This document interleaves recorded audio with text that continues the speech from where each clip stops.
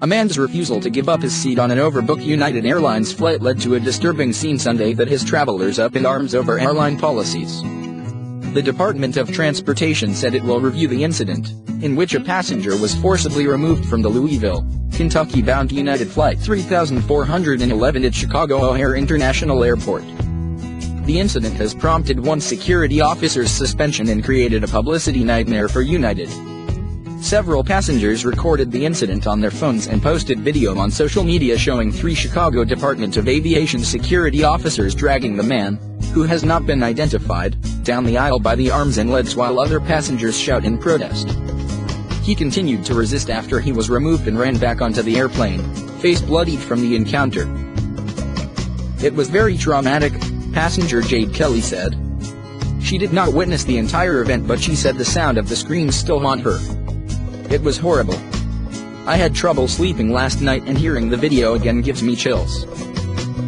The incident sparked criticism of a system that allows airlines to involuntarily boot passengers from flights. United was acting within their rights and following policy. Then, the situation turned physical. United asked passengers to give up their seats voluntarily for compensation. 4 crew members needed to get on the flight in order to work another one in Louisville or else that flight would be cancelled, airline spokeswoman Maddie King said. When no one volunteered, the airline was forced into an involuntary deboarding situation, airline spokesman Charlie Hobart said. United weighs a number of factors to determine which passengers would leave the flight, such as connecting flights and how long the delay will leave the customer at an airport, Hobart said. United employees explained the situation to the man several times, Hobart said. When he refused, they followed Department of Transportation protocol and called local law enforcement to forcibly remove him from the plane.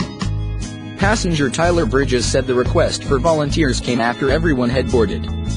"It was easy to understand why no one responded. It was Sunday night and the next flight was not until the following afternoon," he said. Bridges said 2 officers tried to calmly talk the man out of his seat before a third approached him in an aggressive manner.